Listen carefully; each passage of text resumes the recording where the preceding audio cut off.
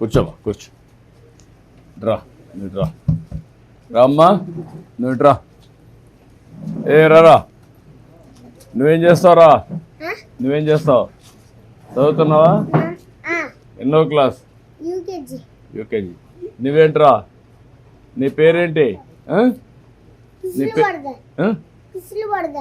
నీ పేరు? బోనేష్. ఓకే. ఏంటమ్మా కష్టపడ్డావు, కష్టపడుతున్నావు? కష్టమే సార్. మన రామారావు గారు అప్పుడు 2024లో కట్టారు సార్. మా ఆయన ఉన్నాడు ఇల్లు. అప్పుడు ఆలించి కట్టుకోలేక ఈ బిడ్డలు సాక్కుంటా చదువుకుంటా నేను అన్ని కష్టాలు పడి బిడ్డలు కొంచెం కొంచెం చదివించుకున్నా. ఏం చదివమ్మా నువ్వు? ఏమ్మా? నర్సింగ్. బిఎస్సీ నర్సింగ్ చేసావు. ఎంత ఇస్తారమ్మా ఇప్పుడు? 16,000 ఇస్తారు. నువ్వు ప్రైవేట్ కంపెనీలు ఎంత ఇస్తారు నీకు? 16,000 బై హ్యాండ్ వస్తుంది. నువ్వేంటమ్మా, నువ్వేమైనా చదువుకున్నావా? డిగ్రీ చేసావా? ఓకే. ఇప్పుడు పిల్లలు ఉన్నారు కాబట్టి నువ్వు పోవడం లేదా? పిల్లలు కానీ ఇదైతే అప్పుడు పోతావా?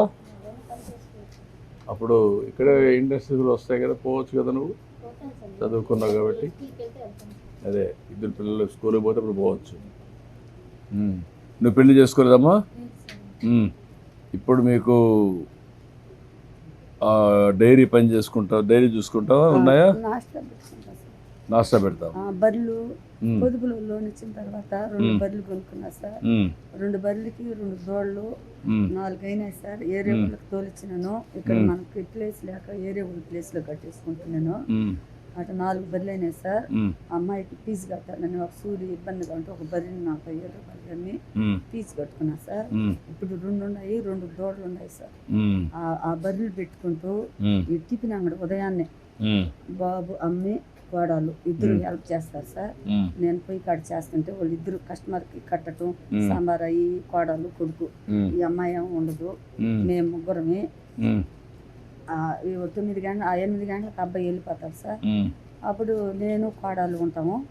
అయిపోయిన తర్వాత అమ్మాయికి ఎంతమంది కస్టమర్ వచ్చినా పుళ్ళు దోమాలా, పేస్ట్ ఇవ్వాలా, నీళ్ళు ఇవ్వాలా, ఇడ్లీ పెట్టాలా.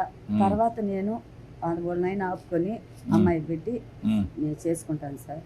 ఎన్టీ రామారావు హయాంలో మా ఆయన కట్టినాడు సార్. ఒకే ఒక రూమ్ సార్ అది. అప్పుడు మా పాపకి అసలు వాళ్ళ నాన్నకి వెళ్ళవు సార్. చిన్నప్పుడు చనిపోయినాడు. చనిపోయిన తర్వాత ఈ 2 పిల్లలు చదువుకున్నారు.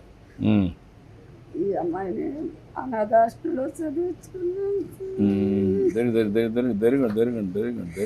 అనాథ హాస్టల్లో చదివించుకున్నాను సార్. నేను ఇద్దరు ఏదన్నా నాతో పాటు కష్టపడకుండా ఏదో చదివిస్తే కష్టం ఇష్టాలు పడి ఏదో వాడు బతుకోళ్ళు బతుకుతారని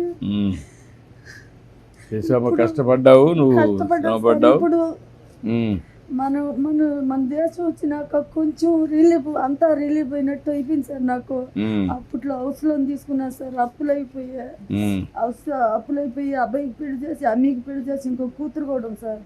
కూతురికి పెళ్లి చేసి అప్పులైపోయి హౌస్ లోన్ తీసుకొని అప్పు అంతా కట్టేసావు. ఇప్పుడు లేదు సార్, ఈ అమ్మాయికి చదువు పెట్టుకుంటా. ఇప్పుడు మన రాష్ట్రం వచ్చిన తర్వాత అమ్మాయికి 15,000 ఒకేసూరి 5,000 ఇస్తున్నారు, నాకు 2,000 ఇస్తున్నారు. ఇప్పుడు ఒకేసూరి 15,000 రూపాయలు ఇచ్చిన తర్వాత కొంచెం కొంచెం హౌస్ లోను 10,500 కడతా సార్. పొదుపు 5,200 కడతాను సార్. కొరవ నా పెన్షన్ ఉంటుంది నాది. ఈ ఇడ్లీకి దానికి దీనికి వాళ్ళ అబ్బాయి సంపాదన, వాళ్ళ పిల్లలకి వాళ్ళకి తిండి తిప్పలు మా ఇద్దరికి పెడతారు సార్. కొడుకు కడాలు ఏడే ఉంటాం అందరమే. వాళ్ళే సరుకులు గిరుకులు చేస్తారు. నేను ఆ అమ్మాయిని వదిలి ఆడకు పోలేదు సార్. ఇప్పుడు నువ్వు ఏంటమ్మా, మీరు ఇంకా బాగా సెటిల్ కావాలంటే ఏం కావాలి నీకు? సెటిల్ కావాలంటే అబ్బాయికి ఏదన్నా చిన్న జాబ్.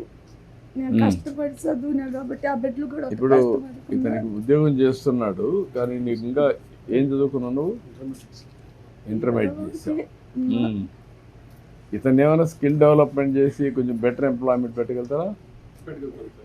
నువ్వు కొంచెం వాచ్ చేసి కొంచెం స్కిల్ డెవలప్మెంట్ చేసి కొంచెం బెటర్ ఎంప్లాయ్మెంట్, ఇంటర్మీడియట్ క్వాలిఫికేషను,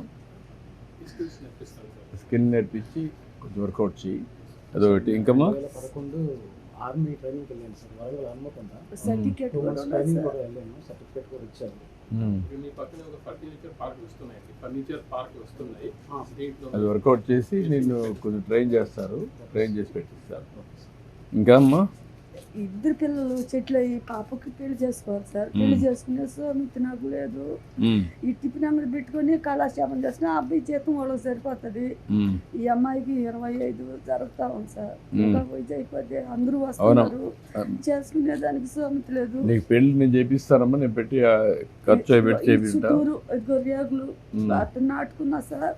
దమ్మడమ్మని ఇది ఒక పని చేయండి మీరు, ఈ కాంపౌండ్ వాళ్ళు కట్టించేసి నీట్గా ఈ రూములకు ఇంకొక ఇల్లు వేసేసి ఎందుకంటే ఫ్యామిలీస్ ఉంటారు కాబట్టి 2 bedroom కానీ 3 bedroom గట్టిగా దీన్ని అంతా కూడా ఈ రేకులు తీసేసి కొంచెం నీట్గా చేసి ఒక పర్మనెంట్ హౌస్ కింద కన్వర్ట్ చేసి చుట్టూకి పక్క కాంపౌండ్ వాల్ నీట్గా ఇల్లు ఒకటి రెనోవేషన్ చేసి పనికొస్తుంది, లేకుంటే కొట్టేసి ఇక్కడ పెట్టుకుంటాం సార్. టిఫిన్ అది రూమ్ కట్టుకోవాలి సార్. అక్కడ అండ పెడతావా? అండించామతాం కిరాణా కొట్టు పెట్టుకొని పొద్దున్నే వాళ్ళు ఇద్దరు హెల్ప్ చేస్తారు కాబట్టి అమ్మాయిని పెట్టుకొని ఏదో ఒకటి కూల్ డ్రింక్ అవి చెడి బట్టి తెచ్చుకొని ఆడే కూర్చొని మీరు పని చేస్తే ఈ ఒక ఎంప్లాయ్మెంట్కి స్వయం ఉపాధికి ఏం చేయగలుగుతారు? ఈ ఇతనికి ఆ అమ్మాయి పెళ్ళి ఈ 3-4 ఆస్పెక్ట్స్ వర్కౌట్ చేయండి. మంచిదమ్మా, నేను బాగా చేపిస్తాను. ధైర్యంగా సార్ నేను వెళతానంట మన దేశంలోనే నేను సుఖపడ్డాను సార్. ఆ దేశంలో చిన్న కష్టాలు బాగా కష్టపడ్డారమ్మా. మనం పార్టీలోనే సార్. ఇంకోటి సార్ మా వాడికి రోడ్డు పోసినారు, కుళాయిలు వేస్తున్నారు, అన్ని జరిగినాయి సార్. చిన్న చిన్న పనులన్నీ కూడా చేసామన్నా, మన వర్గంలో అన్ని చేసాం చేసినారు సార్. చేసాం పెన్షన్ చేసాం. రామ్మా 750 పైచీలు పంపిస్తారు రోజులు. మనకు దాదాపు మేము చిన్నపిల్లలు కానించుకుంటాం, మా నాన్నగారి కాడ నుంచి కూడా ఓడూరు పంచాయతీ ఉంది సార్. ఇక్కడ నుంచి వెళ్ళాలంటే 3 kilometers వెళ్ళాలి. ఏం కావాలని మీకు? పంచాయతీ కావాలి సార్ మాకు. సరే వర్కౌట్ చేద్దామా, చూద్దాం. నేను బాగా అడుగుతాను. ధైర్యం కూడా మేము నేను చేపిస్తుంది. ధైర్యం కూడా రండి.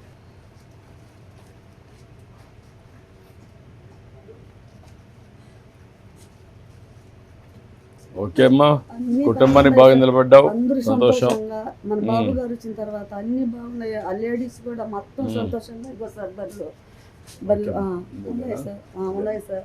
అది ఆ ఒక్కటి సహాయం చేశారు మా ఊరికి. నేను చెప్పాను, నేను కూడా పంచాయతీ మాట్లాడతాను. సరే సార్. పంచాయతీలు ఏమన్నా మనం ఈ ఊరికి దూరంగా ఉందని ఏం చేయగలుగుతాం ఒకసారి ఆలోచించండి.